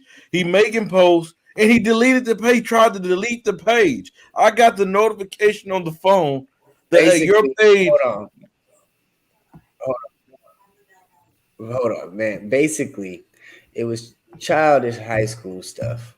And I had to get down with him again. Don't talk about Nate like that. Nate would never do some things like that. That's way below high school stuff. No, it wasn't. No, it wasn't. Yeah. Nah, I'm just playing. But you know what I mean? But no, it was just high school, just nonsense, bro. It felt like 2 groups of, in the cafeteria. I might be the youngest one on this panel, but even I have graduated high school, so But you had the group over here in the cafeteria and the group over here in the cafeteria, and they was talking amongst each other. That's what it felt like. So, I just had to cut that short. It was like one side was rocking with J Mac, and the other side was rocking with Freddie. Like, I ain't gonna rock with, I ain't gonna rock with Freddie. I'd rather rock with J Mac. It was just like one of those ones that people follow the leader. Actually, it was that, and then we had a mole. So the mole was leaking the information back and forth. You know what I mean? So it kept the gossip. Devil's advocate. So, and then trying to, so they was calling me with stuff, and I just wasn't answering the phone. But keep in mind, I just didn't have time. You got to keep in mind, fellas, this is a cutthroat business. Absolutely. You have a lot of backstabbers in this business, and people's egos are so massive that they forget about everything else that really matters. And what really matters is just being successful and being your own self and being the best version of yourself and helping those along the way. Because without helping those along the way, you can't get anywhere. By helping those, you open other doors for not only yourself but other people as well. Right. Right. And me and Freddie could go off Yeah. this. It's been times where we probably got people that wanted to join our network and they talking about, oh, they got this, they got that, and they want to be compensated. Excuse me? What you mean you want to be compensated? What are you talking about? Freddie, Number we one, ain't gonna get into that. Freddie, no. Freddie, I know me and Freddie, because I know me and Freddie been through that where people hit us up, oh, they want to be part of the network. How much are y'all paying? It's not about how much you're getting paid. If you have a passion for this industry, We're not even getting money paid. doesn't matter. Right. And that's No, but I got told, but when we get there, but that's the thing though. That's at the end of the day, that's the ultimate goal. Right. But it is the ultimate goal, but I'm just saying as of right now. Right. Barstool. Like, I got but how new? I got messages now stating like, Correct. oh, Right. Well, you want to? Do you want to pay me to have have your show on my network? But this is the thing, though. No, I don't. I don't want to because your shoes still look new. If your shoes are still look new, that means I don't. You can't get paid. I need your shoes to have holes in them. I need your feet to where the holes is at to have scab marks. You know, you feel me though? Right. You got to be out here in these trenches. You got to put the work in. You got to do that, and in order to get there. And that's what we on right now. That's what you see here is the footwork. And ain't nobody up here. We ain't up here celebrating like that because we got paid. We ain't got no dollars rolling in yet. But we're moving towards that direction every day. With me, you know what I mean? And like, go ahead, Jay. Go ahead. No, and I was just saying, though, we're moving towards that direction every day. You know, every day I'm in the background. We're reaching out, trying to get credentials to do this, credentials to do that. Let's move forward here. Let's reach out. Let's see how we get on TV here. Let's see how we can add this TV network. Okay, now let's try to get some sponsorship. Eventually, I'll tell you what. Eventually, you talk to me this time next year, we're gonna be talking about a different way. We're going to talk about, we are getting paid. Yeah, we are making this, move here. Yeah, we are doing this thing here. Yeah, Mike is covering the Chicago Bulls game, or yeah, Jonathan is at the Los Angeles Laker game, and that's where we're trying to move with it. Mm-hmm. Right. So it takes being in the trenches. Right. It takes time. Jay, I think the greatest thing Jay and I talked about, not to cut him off, but like Jay and I even talked about it. Like we couldn't get the credentials for me to go to the WNBA finals. So I just bought a ticket out of my own money to go to be a part of that. And they won a championship and I was there for that. And we got to speak about it on the network. I got the videos. I got everything that we gave to ASAP on the TikTok, all of that. Sometimes But beyond that, Mike, you reached out in that same process and you ended up coming away with who? Shit, Dana Evans. All right. So I'm saying like everything with even with our failures, you guys, even the failures that we have had have kicked open doors. Right. And have put us in ways that we didn't know. Hey, before we get into that, let's bring Doug on here because Doug has been waiting backstage to tell his story. I'm pretty sure the dude ready to go to bed so he can make it the morning show. Hey, Doug. Oh, yeah. Let's go. Hey, Doug. We're gonna let you was back there, brother. Dang. That's why I called Freddie. Dang, Freddie, you had him sitting back in the alley by himself. What's going on? Hey, that's dedication there. That's dedication right there. Doug showed dedication sitting back there that long and showing patience to come on here. Now, let Doug have the floor. I was actually writing a story as you guys were all talking. So I have been a part of the media since 2004. I had my first story published before I could legally drink here in New Jersey. I wrote for Bleacher Report before Bleacher Report got bought by Turner. I left there because I was their best Yankees and Giants reporter by 3 miles, and yet they hired other people over me. So I had a baby on the way, and I had no choice. But I went to another network, or I should say a company, to write. And I stayed there 3 years. And currently I write for USA Today covering the Giants. And I also write for Pro Sports Extra covering everything. And in fact, I just did a story on Adrian Peterson scoring his first touchdown in 11, 12 months. So, John said it best, and John's the one who actually introduced me to all this. I literally was just like, hey, I could come on your show as like as a guest, and all of a sudden one September day I'm doing a show with Nate. That's just kind of how it just all felt. I didn't get the tryout with Freddie. I didn't get the tryout with Freddie and the LeBron versus you're lucky, Doug. You ain't missed nothing. You're lucky. I just missed nothing. I just got thrown in. So when John said this business is cutthroat, I can't tell how many times I thought about quitting because I was told that I was no good, that I wouldn't amount to anything. Yep. The Bleacher Report comment section told me that I sucked, that I had no business being a writer.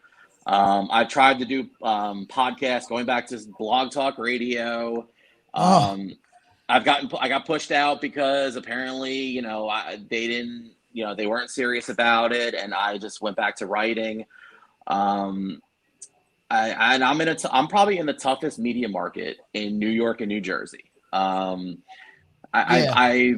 watched so many publications go to ruins because everything is digital, everything is on the internet, and it seems like everybody has a website. Everybody who has the time and whatnot, all of a sudden, and I don't know if it's like a knock on mass media or if it's just because there's so many other opinions with outlets out there, but I've seen the New York Post and the New York Daily News and Newsweek and New York Times kind of just not what they used to be 10, 15 years ago when I was this 21-year-old journalist who had the aspirations up the wazoo and all these promises of making it in mass media, and yet it does not care who you are. You have to keep going.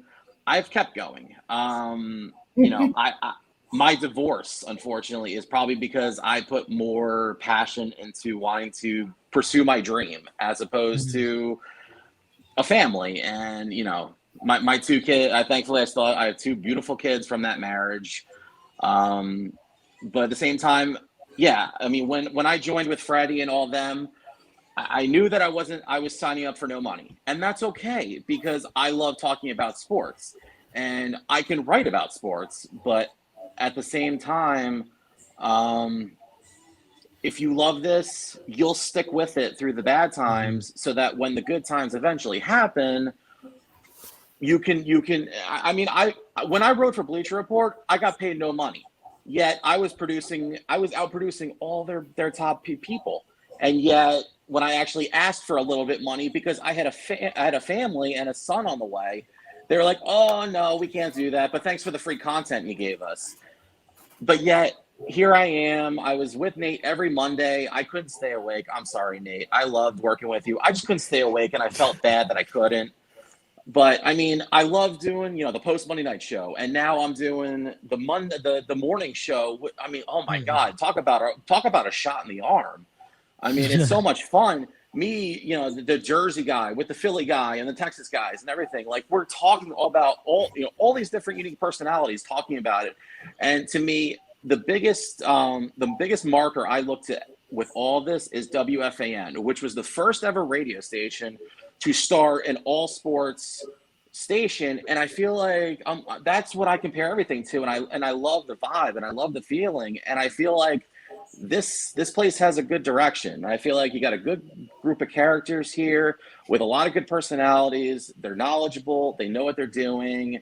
Like I said, when we had our first production meeting, when I was the first one in September, like, I know it's going to take a while for us to get it done, but when, if you just keep at it and you grind and you bear down and you keep going, eventually good stuff will happen.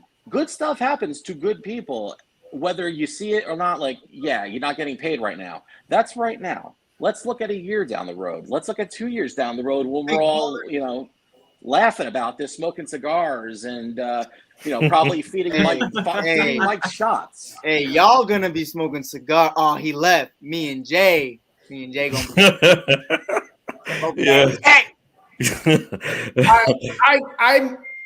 I can say that I've known Doug for a very long time. I think it's been since 2009. 2010 is when you and I first met, when we were writing together at Bleacher Report. That's Exactly. when you. In fact, I had you in. I actually put your name in an article because you congratulated me on my wedding back in 2010 when I was covering the Yankees. That's how far. 11 years. That's how far you and I go back, John. We've had our disagreements and we've come to blows on a lot of things. But at the end of the day, like, it's because I'm a passionate Jersey guy. You're a passionate California guy. Exactly. And it's just, it's finding that common medium. It's like, Hold on, Doug, I don't want to stop you real quick. I think we know what our next show gonna be. We're gonna fly y'all out together. We're gonna put y'all in the ring. Cause I would actually like to see y'all two get in the blows. I'm not gonna lie. I would love to see that. Like, and that was gonna. Oh, dude. No, Doug's a good guy though. ASAP fights. No, but listen, listen. That's the one thing though. I'll tell you we guys. Fight dirty. I'm a former lineman. We fight dirty. Yeah, right. I'm telling you. Hands in the face penalties, right? Hey, I'm a safety, G. Just make sure but that's one thing. Freddie on the line, because if Freddie go back on the line, he can go the opposite way, like you said earlier. I used to be a third baseman. Correct. but that's one thing, guys, that I wanted to stress. If I took my part in running something like this, is the last regime. They were so picky and controlling and wanted this certain direction to be, and every person had to fit this mold, and that's one thing I dislike. And you know what I mean? If Mike comes in and Mike is doing him, and that's Mike, I want Mike to continue doing Mike. If Doug is doing Doug, and Doug is, you know what I mean? And that's how it's supposed to be. Everyone's supposed to be themselves. Correct. Nothing scripted. And if we script it, we still aren't taking away from each other. Right. And that was one of the biggest things for me. What were you about to say? I think what makes it different and y'all can tell me if I'm wrong, but this is how I view it. I don't like First Take anymore. I used to love Stephen A. Smith. I feel like that brother lost the fan in him. And that's what we are. And that's what we bring. We say the things the fans are thinking, where they're not allowed to say the stuff like that on ESPN. I'll go out there. You see, talk about my Bears for 2 seconds. You see it on ESPN. Well, Matt Nagy needs more time. Then you tap into ASAP. He's gone. He's garbage. And that's what the fans want to hear. That's what everyone wants to hear. And that's what we bring. We bring the fan. We come from a fan's point of view because we're fans first before we started all of this. And if we're watching ESPN, but we bring the facts. Everyone is, bro, and we're bringing facts. And that's the big point too. Is we're not just coming out of our ass with stuff. We're talking about stuff that matters. But that goes back to what Spotlight was saying earlier when it was Cold Pizza. That show used to be it was the best, bro. When it was Cold Pizza, it was everything, man. It was everything. You remember the segments where different writers would come on and they would break down different topics. And now, bro, Tim Tebow. Yeah. Yeah. It turned out to be and that's it. But we knew that was gonna happen once they bought Disney. We knew that the direction they were going, but I didn't know it was going to be this extreme that fast. But but beyond that, you guys, one of the main things that I want to put forward is that the progress that we're making, the steps that we're taking, the improvements that everyone is having is fantastic. I love it. We're going to do nothing but grow. And we can't, like, with the way we're moving and we stay like this, that we can't fail. So, again, it is my pleasure to work with you guys. I enjoy every second of it. And, I enjoy working in the background, reaching out and growing from internally and bringing y'all updates and stuff. Like, look, this is what we got. This is what we got. This is what we got. Because I want to make it just as much as you guys. So, I'm gonna keep pushing. I appreciate you guys' loyalty. I'm gonna show you guys mine each and every day, and we gonna take it as far as they let us take it. You know what I mean? Yeah, spotlight. I want to thank Doug, Jonathan, and Nate and Mike for coming on, and I think me, Jay, and Ray gonna carry from here because it gets, that's to this point. But you guys have a good rest of your night. Yes, Yeah, sir. Thank you I for gotta get out of listening. here anyway. It's past my Yeah. bedtime, and I'm still an hour with this time change. I'm still thrown off. I need my bed. Oh, with the time going back, yeah. Yeah. It's really 10:36. So I All right, you guys. All right. All right, fellas, Hey, have a and good night. Freddie, you know me, bro. All these Bulls wins, I gotta go handle that bag because they're just jumping out the bag. I'm gonna leave before Spotlight says anything about the 76. Yeah, go ahead, because y'all owe two against 4. us. All right, Nate. Yo, All my fault, but you- boss. Didn't mean to talk to you like that. My fault. You know what, Nate? Get out of here. Whole sports all plays. Yeah. Whole sports all plays. Whole sports all plays. They cut us off. I was like, what happened? Wait a minute. I don't know. You the moderator. You go up. Sorry, there. that's my bad. No, you good. But check this out though. Even though after all that, let's get to what happened next. I mean, it just, bro. I mean, I tell you, it's been a lot of like spotlight. When I say a lot of talking, a lot of meetings, we went on spells where we met for 2 weeks every night, like 2 or 3 hours a night. Of just us three mapping out the vision, mapping out little goals that we wanted to accomplish along the way. Us just, trying to find ways to make it work. Our meetings are very interesting. Yes, we meet for so long, but we might only meet for like 30 minutes. We just chilling. We're just basically goofing off. But the chemistry that we have, we didn't have this in the last group. Right. Me and J Mac. So let me get this out of the way. So Chris Brown, I elevated him to vice president. But due to him being in school, he had to step down. He's still part of the network, but he had to step down. So we promoted Jay into the vice president role spot. Me and J Mac never talked on the phone. Only if we talked on the phone if it's some kind of emergency type deal.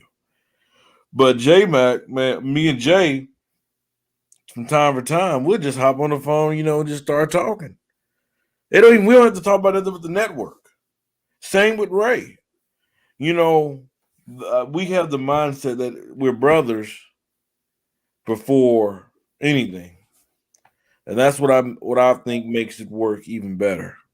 There's no egos involved. There's none of that.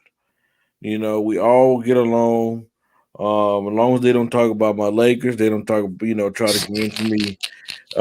Being I only have one football team until they try to bring Green Bay. Nope. Don't come here with that. As long as they don't do that, then you on my good side. But like I said, we talked, and we said, okay, it's time to retool the network. Let's bring in a lot of new faces, a lot of new people, a lot of new excitement to the network. So we brought in a Tony. If you guys know Tony the Truth, one of the most loyal dudes, one of the most dependable dudes on the network. Hard working, dude knows sports. Great pickup for the network. We pick up people like Elena. She's great. We already have Kenny. He's been on the network for a while. He's great.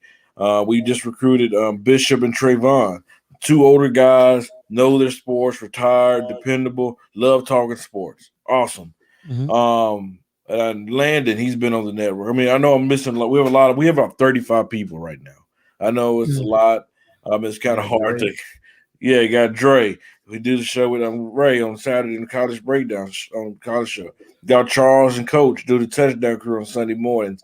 It's a lot, but and I'll say this all the time. Right now, this is the best group of people that the All Sports All Plays Network have. This is the best group. And without this group, we will be nothing. Without this group, we would not have accomplished anything that we have. Without this group, our shows will be butt. But I really mean that. I really mean that to the bottom of my heart.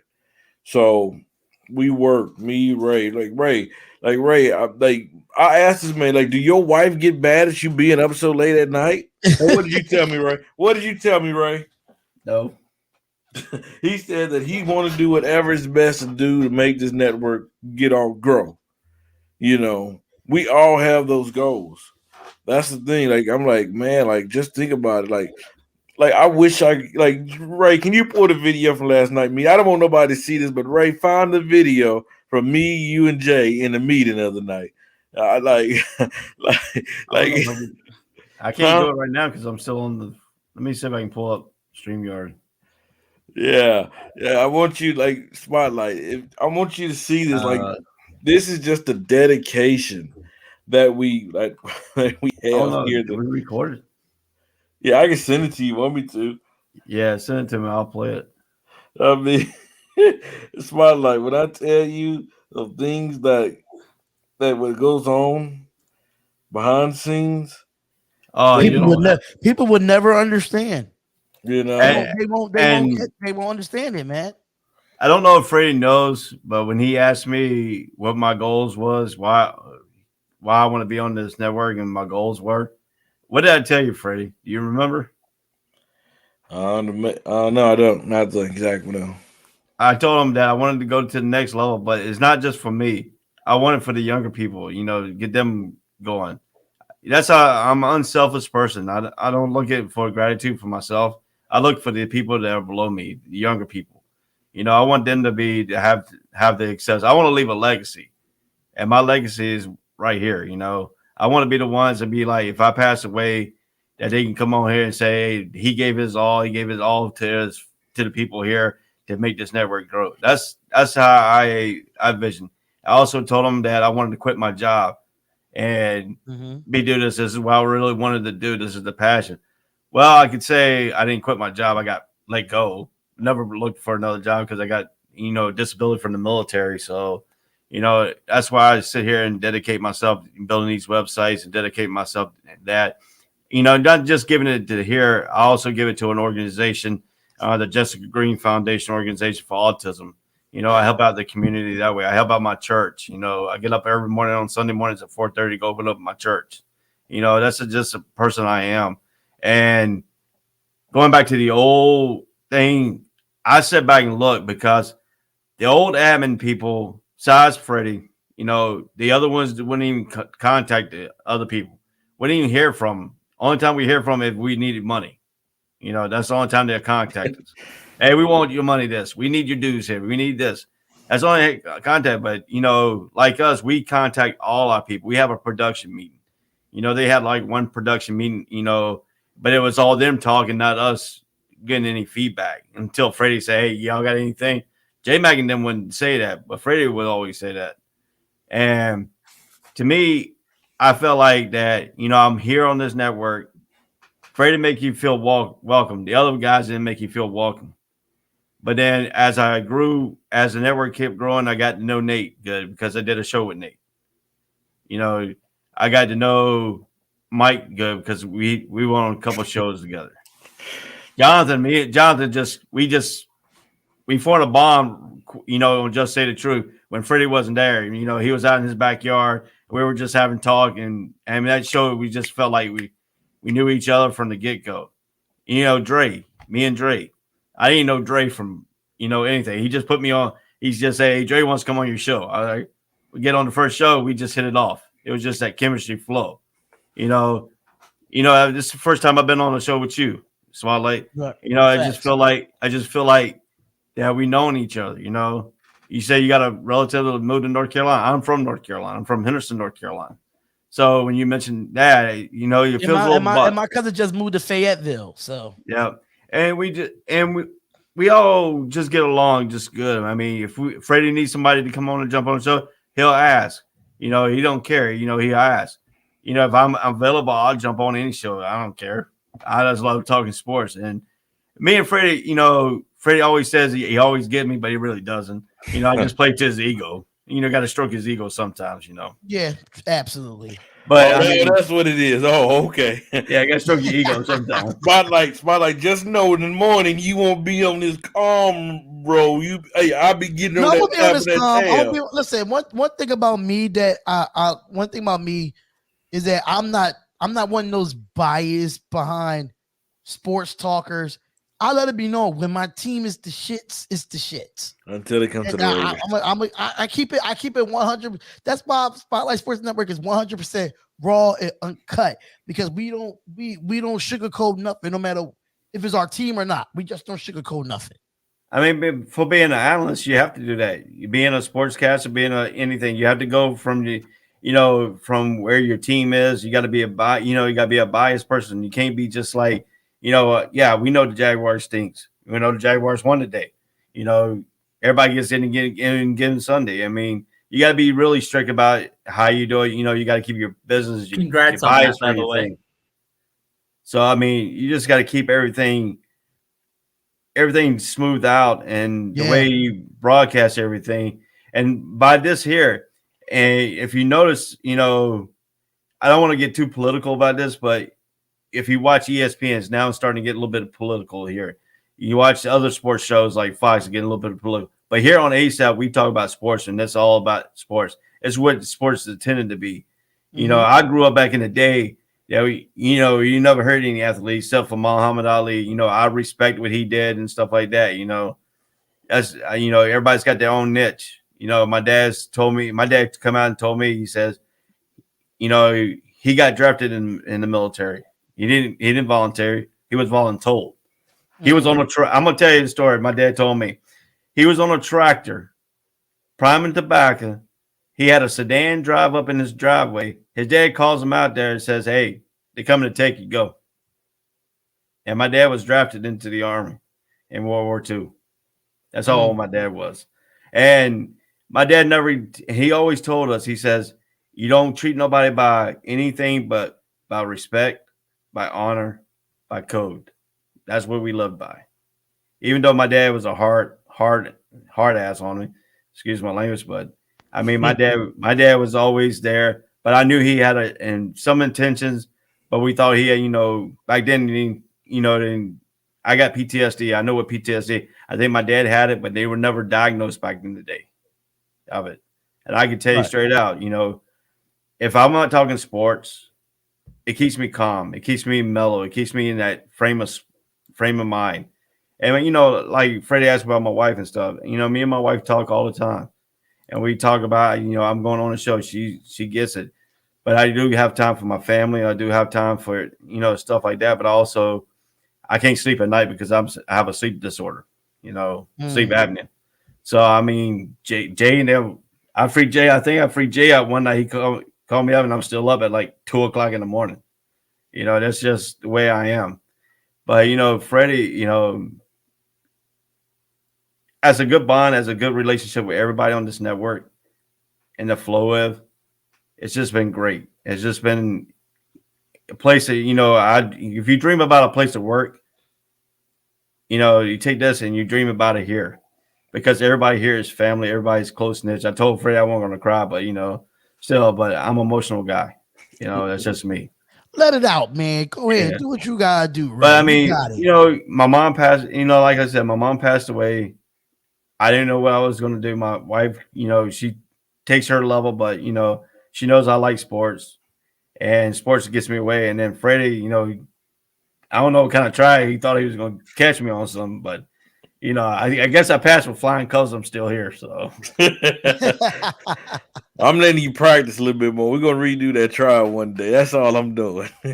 Hey, I never lost a debate. Hey, you better know it. Oh, but 3. 0-3 in debates.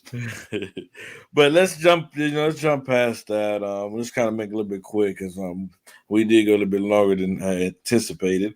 But Spotlight, what I just wanted to say, man, just through meeting great people, recently, putting up great shows, It's been very consistent. The last group, I've had to let a lot of people go. Had to get a lot of people to boot. I will say with this new group on how we analyze bringing in people now, how we, handling a lot of things now. Only people that we've lost is because the people that we let go. There's no people coming in and out. Right. It's very consistent. Um, and back in August, it gave us an opportunity to join the Fox D Sports Network. And, they have a Roku channel, and we did that. And thank God that we have Ray.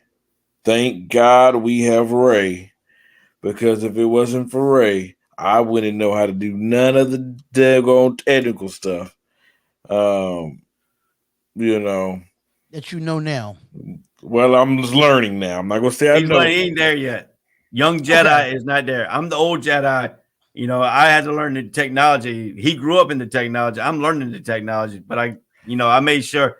And one thing I made sure about when technology came out and came up this good, I want to be smarter than my kids.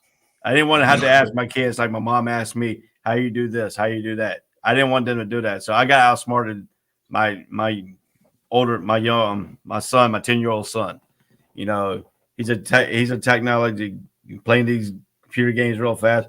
But when it comes to technology and stuff like that, I wanted to learn it. I wanted to breathe it.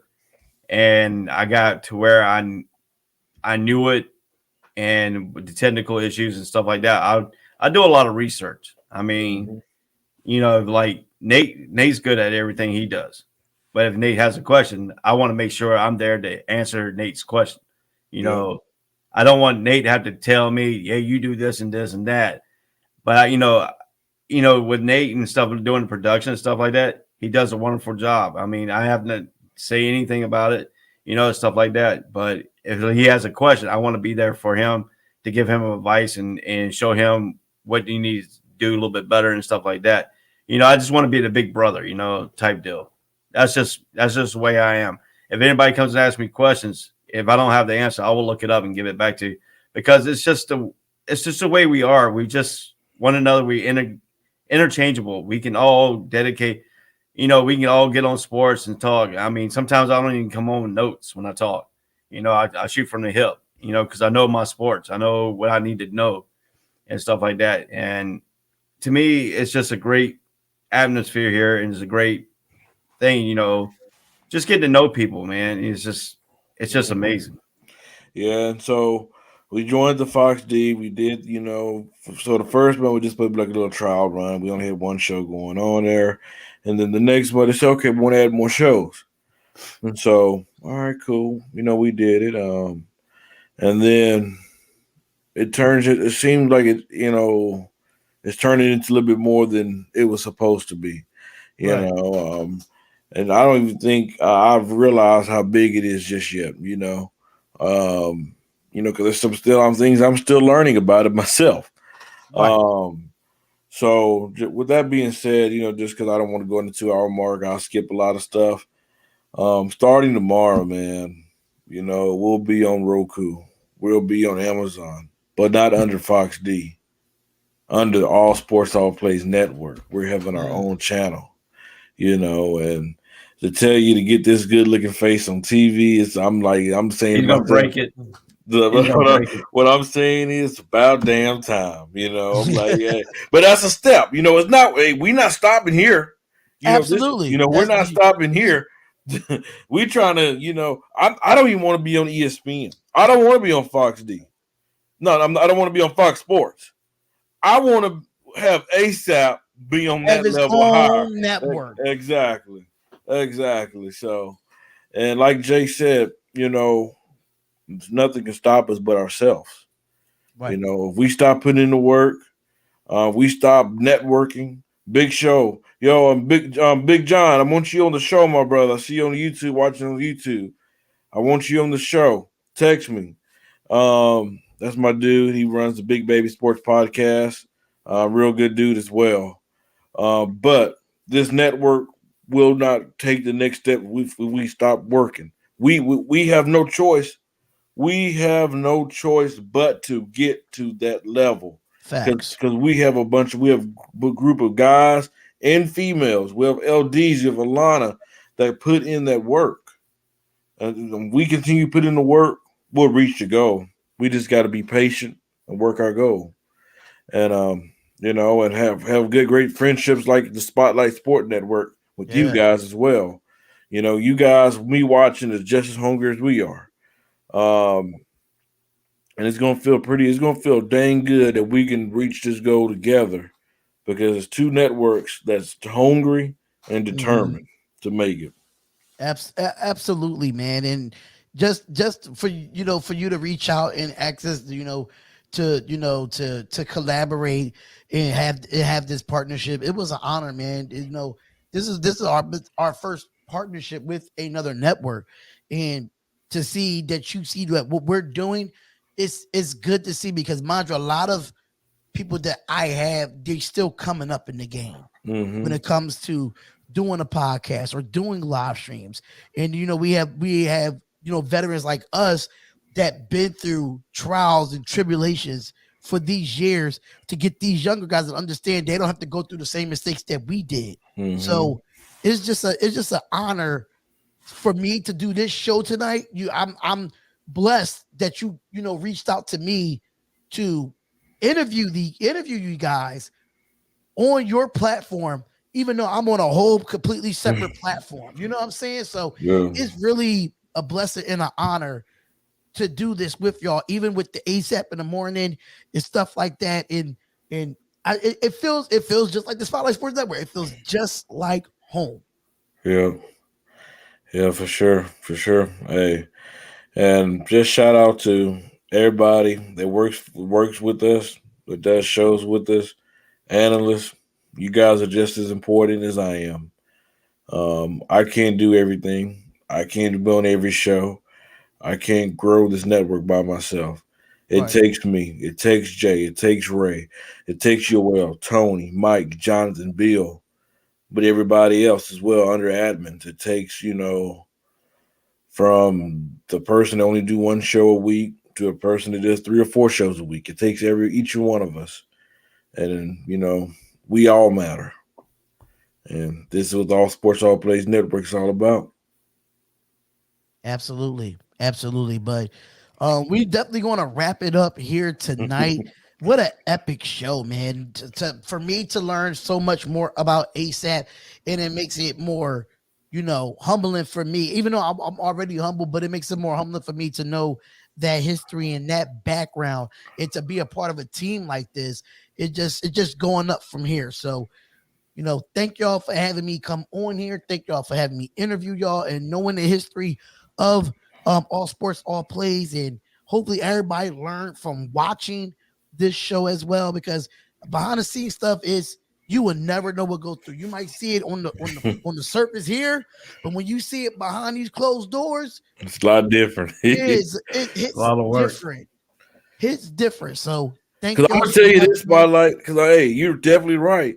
Because we could put on a show on the screen. Anybody can do that. Right. But if you were in this group chat, Nate the Great, normally, on a good morning, he started early in the morning in the group chat. And the group chat don't stop binging until at night from everybody in the group. I mean, that's just how we're a family. We talk noise, but it's all love.